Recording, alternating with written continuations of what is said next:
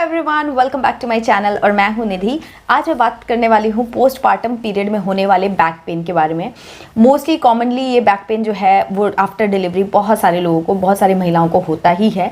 मुझे भी हुआ था। मैं इनिशियली मुझे एक्चुअली नहीं हुआ था। फर्स्ट मंथ में आफ्टर डिलीवरी फर्स्ट मंथ में मुझे बैक पेन नहीं हुआ था। मुझे अराउंड 1.5 महीने के बाद से ये थोड़ा थोड़ा शुरू हुआ था और पहले मुझे लगा कि शायद ये मुझे सीवियर वाला बैक पेन है। उसके बाद फिर मैंने डॉक्टर से कंसल्ट किया, लेकिन उनके गाइडेंस में मैंने कुछ टिप्स फॉलो किए और कुछ अपना जो भी चीज़ें उन्होंने मुझे डूज एंड डोंट्स बताए उनको जब मैंने फॉलो किया तो ये थोड़ा मुझे रिलीव हुआ। मैं ऐसा नहीं कहूँगी कि ख़त्म हो गया, बट ग्रेजुअली ये जो बैक पेन था ये ख़त्म हो गया। तो वो पूरी डिटेल जो मुझे पता है, जो मैंने फेस की थी, वो मैं आप लोगों के साथ में शेयर करूँगी कि क्या आपको ध्यान में रखना चाहिए, क्या नहीं करना चाहिए, और ये पेन कब शुरू होता है और कब चला जाएगा, उन सब के बारे में आज हम बात करेंगे। So without much ado, let's get started.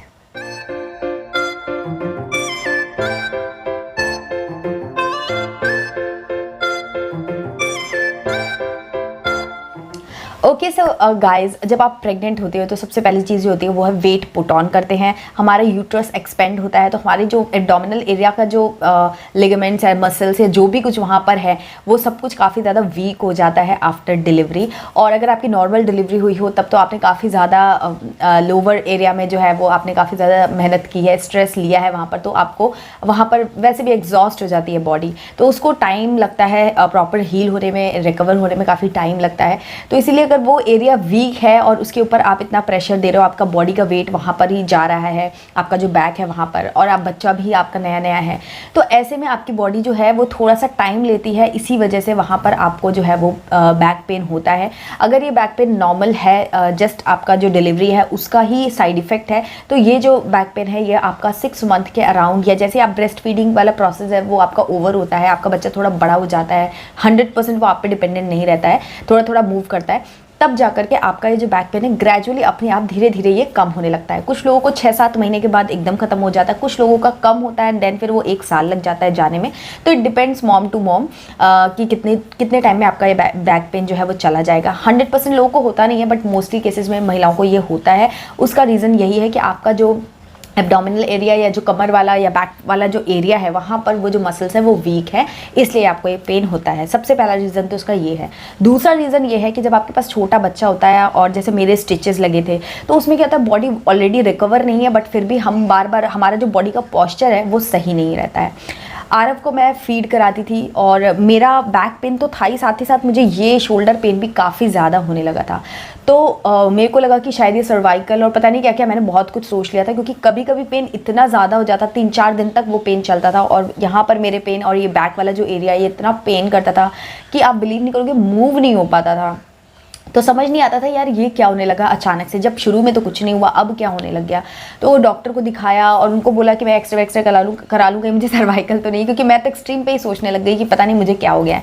But doctor ने बोला कि इन सब चीज़ों की कोई ज़रूरत नहीं है और अभी आप सेंसिटिव है आपकी बॉडी, तो अननेसेसरी एक्सरे या इस तरीके के टेस्ट कराने की भी कोई ज़रूरत नहीं है और ये बहुत नॉर्मल है, क्योंकि डॉक्टर तो सारे पेशेंट्स या सारी मॉम्स को देखते हैं, इसलिए उनको एक्सपीरियंस था, तो वो उन्होंने बहुत ही कैजुअली लिया इन चीज़ों को और बहुत ही लाइट मेरे को कर दिया। उन्होंने मुझे बताया कि ये जो पेन है ये आपका पॉस्चर जो है उसकी वजह से होता है।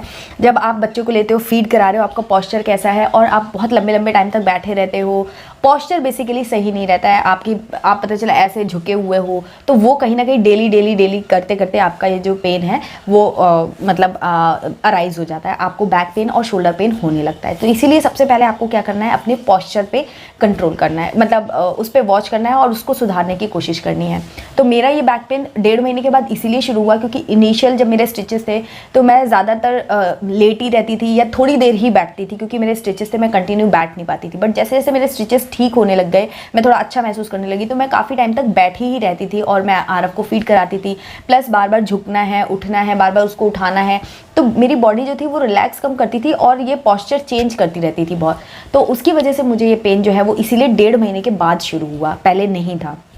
जब मेरे को डॉक्टर ने बताया तो उसके बाद फिर मैंने अपने पॉस्चर पे काम करना शुरू किया। उन्होंने मुझे बताया, मैं आपको वो सारी चीज़ें बता देती हूँ कि आपको क्या क्या चीज़ें ध्यान में रखनी है। तो सबसे पहली चीज़ जो है वो ये कि आपको बहुत लंबा स्ट्रेच नहीं करना है बैठने का पॉस्चर। जैसे आप बैठे हो तो बहुत लंबे टाइम तक आपको नहीं बैठना है, थोड़ा थोड़ा देर 15-20 मिनट मैक्स टू मैक्स आप बैठे एंड देन फिर आप लेट जाइए, थोड़ा अपनी बॉडी को मसल्स को रिलैक्स कीजिए। तो आपको बहुत ज़्यादा, इतना ही करने से आपको बहुत ज़्यादा हेल्प मिलेगी, आपको रिलैक्स मिलेगा कि हाँ आपका पेन काफ़ी कम हो गया है।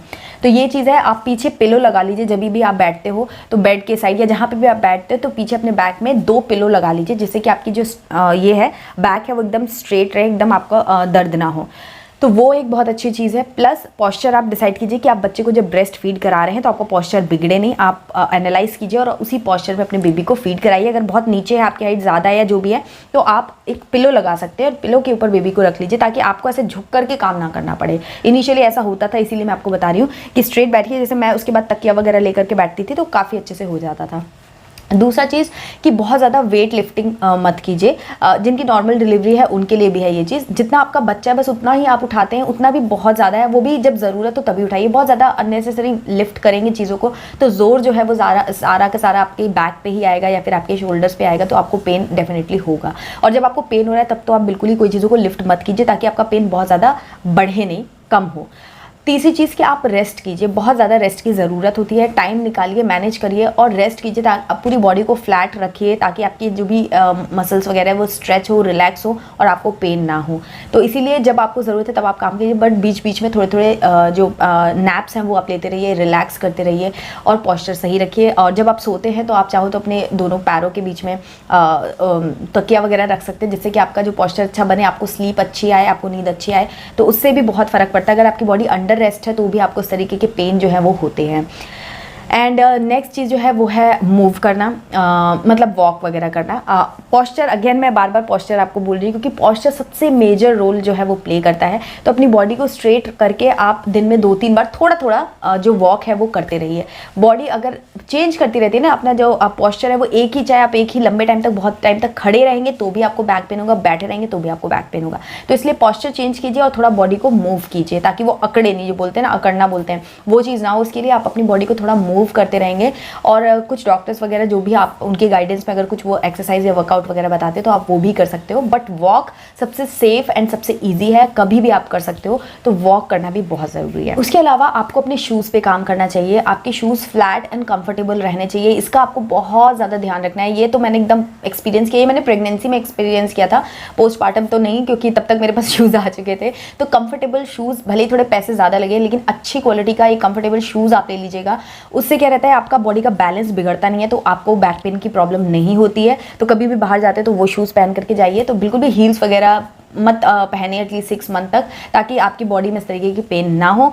एंड उसके अलावा ब्रीदिंग एक्सरसाइज भी बहुत काम करता है। बॉडी को स्ट्रेट रखकर आप ब्रीदिंग एक्सरसाइज करते हैं, ऑक्सीजन पूरी बॉडी में जाता है, तो उससे भी बहुत फ़र्क पड़ता है।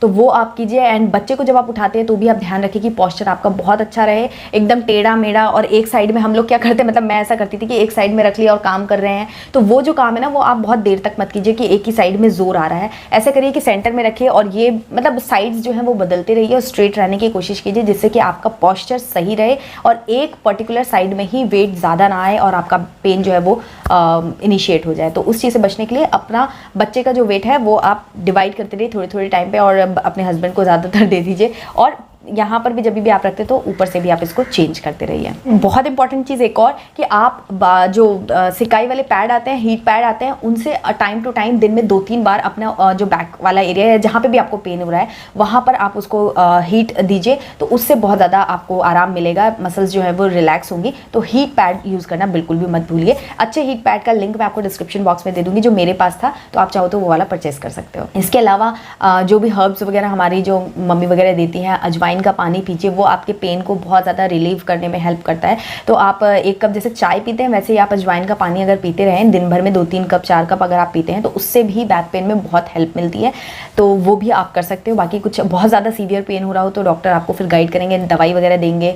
और कई लोगों को फिर वो सीवियर पेन हो जाता है, वो एक अलग केस है। बट अगर आपके पॉस्चर की वजह से और आपकी वीक बॉडी की वजह से आपको ये बैक पेन हो रहा है तो बिल्कुल भी टेंशन लेने की ज़रूरत नहीं है। ये पेन जो है वो आपका 6 मंथ के बाद या तो ख़त्म हो जाएगा या तो धीरे धीरे कम होगा और 1 साल के अंदर अंदर ये 100% ख़त्म हो जाता है।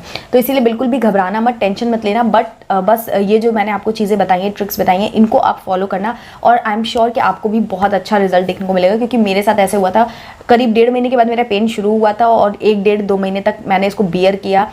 फिर मेरे को एक्चुअली एक्सेप्ट नहीं कर पाई थी कि मेरे को पेन हो रहा है, क्यों हो रहा है, क्या है। एंड देन फिर डॉक्टर के पास जब मैं गई, उन्होंने मुझे बताया, तो ये विदिन 15 डेज़ के बाद ही मुझे काफ़ी आराम मिलने लगा था। और थोड़ा बहुत तो रहेगा ही क्योंकि आपकी बॉडी वीक है, बट काफ़ी ज़्यादा उसमें रिडक्शन हो गया था पेन में। तो आई होप कि मेरी ये जो टिप है और मेरा जो एक्सपीरियंस है आपके काम आएगा। ये वीडियो अगर आपको पसंद आया तो लाइक, कॉमेंट और शेयर कीजिएगा। चैनल को सब्सक्राइब करके बेल आइकन जरूर प्रेस कीजिएगा, बिकॉज इसी तरीके के informative videos related to pregnancy, parenting and postpartum care में लाती रहती हूँ। तो आप ये वीडियोज़ देख पाएंगे। एंड इंस्टाग्राम पर भी मुझे फॉलो कर लीजिएगा, वहाँ पर भी मैं इसी तरीके के post, reels and videos update करती रहती हूँ। तो चलिए मिलती हूँ आपसे एक नई वीडियो में, तब तक के लिए bye bye and take care.